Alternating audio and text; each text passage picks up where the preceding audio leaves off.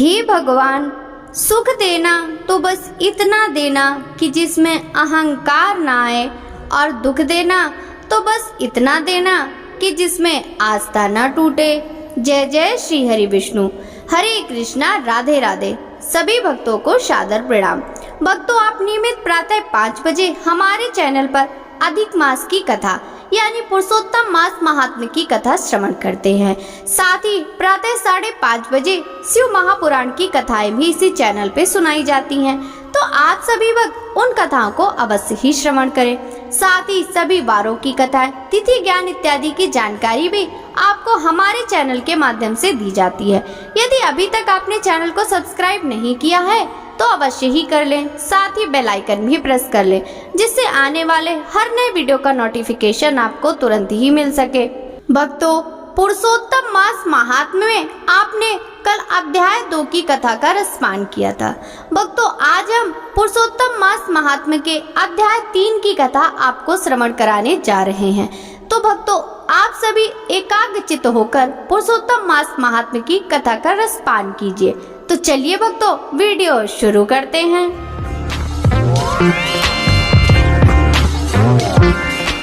ऋषिगण बोले, हे महाभाग, नर के मित्र नारायण नारद के प्रति जो भी शुभ वचन बोले वो आप विस्तार पूर्वक हमसे कहें। सूत जी बोले, हे द्विज सत्तमो, नारायण ने नारद के प्रति जो सुंदर वचन कहे वे जैसे मैंने सुने हैं वैसे ही कहता हूँ, आप लोग सुने। नारायण बोले, हे नारद, पहले महात्मा श्री कृष्णचंद्र ने राजा युधिष्ठिर से जो कहा था वही मैं कहता हूँ, सुनो। एक समय धार्मिक राजा अजात शत्रु युधिष्ठिर छलप्रिय धृतराष्ट्र के दुष्ट पुत्रों द्वारा द्रुत कीड़ा में हार गए।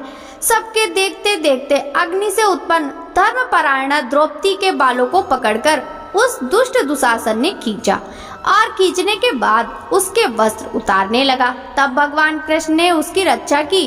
पीछे पांडवों को राज्य का त्याग काम्यन वन में चले गए। वहाँ अत्यंत क्लेश से युक्त वे वन के फलों को खाकर जीवन बिताने लगे। जैसे जंगली हाथियों के शरीर में बाल रहते हैं, इसी प्रकार पांडवों के शरीर में बाल हो गए। इस प्रकार दुखित पांडवों को देखने के लिए भगवान देव की सुत मुनियों के साथ काम्यक वन में गए। उन भगवान को देखकर मृत शरीर में पुनः प्राण आ जाने की तरह युधिष्ठिर, भीमसेन, अर्जुन आदि प्रेम विभल होकर सहसा उठ खड़े हुए और प्रीति से श्री कृष्ण के गले मिले और भगवान कृष्ण के चरण कमलों में भक्ति से नमस्कार करने लगे। द्रौपदी ने भी धीरे धीरे वहां आकर आलस्य रहित होकर भगवान को शीघ्र नमस्कार किया। उन दुखित पांडवों को मृग के चर्म के वस्त्रों को पहने देख और समस्त शरीर में धूल लगी हुई रूखा शरीर, चारों तरफ बाल बिखरे हुए द्रौपदी को भी उसी प्रकार दुर्बल शरीर वाली देखकर वे अत्यंत दुखी हुए। इसी तरह दुखित पांडवों को देखकर वे अत्यंत दुखी हुए।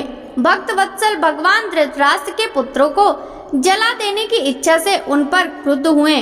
विश्व के आत्मा बाहों को चढ़ा गुरेर कर देखने वाले करोड़ों काल के कराल मुख की तरह मुख वाले धधकती हुई प्रलय की अग्नि के समान उठ खड़े हुए।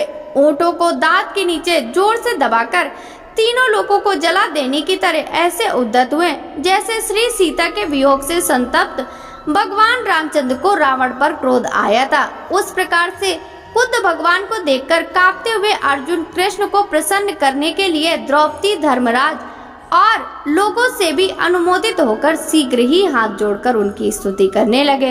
अर्जुन बोले, हे कृष्ण, हे जगत के नाथ, हे नाथ, मैं जगत के बाहर नहीं हूँ, आप ही जगत की रक्षा करने वाले हैं। हे प्रभु, क्या आप मेरी रक्षा न करेंगे? जिनके नेत्र के देखने से ही ब्रह्मा का पतन हो जाता है, उनके क्रोध करने से क्या नहीं हो सकता? यह कौन जानता है कि क्या होगा? हे संहार करने वाले, क्रोध का संहार कीजिए। हे तात के पाद, हे जगत पते, आप ऐसे महापुरुषों के क्रोध से संसार का प्रलय हो जाता है। संपूर्ण तत्व को जानने वाले, सर्व वस्तुओं के कारण, वेद और वेदांग के बीज आप साक्षात श्री कृष्ण हैं। मैं आपकी वंदना करता हूँ। आप ईश्वर हैं और इस चराचरात्मक संसार को आपने उत्पन्न किया है। सर्व मंगल के मांगल्य हैं। हे सनातन के बीज रूप हैं। इसलिए एक के अपराध से अपने बनाए समस्त विश्व का आप नाश कैसे करेंगे? कौन भला ऐसे होगा जो मच्छरों को जलाने के लिए अपने घर को जला देता है? श्री नारायण बोले, दूसरों की वीरता को मर्दन करने वाले अर्जुन ने भगवान से इस प्रकार कहा, निवेदन कर प्रणाम किया। सूत जी बोले, श्री कृष्ण जी ने अपने क्रोध को शांत किया और स्वयं भी चंद्रमा की तरह शांत हो गए। इस प्रकार भगवान को शांत देखकर पांडव स्वस्थ हुए, प्रेम से बोले, प्रसन्न मुख और प्रेम विभल हुए सब ने भगवान को प्रणाम किया और जंगली कंद मूल फल आदि से उनकी पूजा की। नारायण बोले, तब शरण में जाने योग भक्तों के ऊपर कृपा करने वाले श्री कृष्ण को प्रसन्न जान विशेष प्रेम से भरे हुए नम्र अर्जुन ने बारंबार नमस्कार किया और जो प्रश्न आपने हमसे किया वही प्रश्न उन्होंने कृष्ण से किया। इस प्रकार अर्जुन का प्रश्न सुनकर श्री कृष्ण क्षण मात्र मन से सोचकर अपने सुहृदर्ग पांडवों को और व्रत को धारण की हुई द्रौपदी को आश्वासन देते हुए वक्ताओं में श्रेष्ठ श्री कृष्ण पांडवों से हितकर वचन बोले।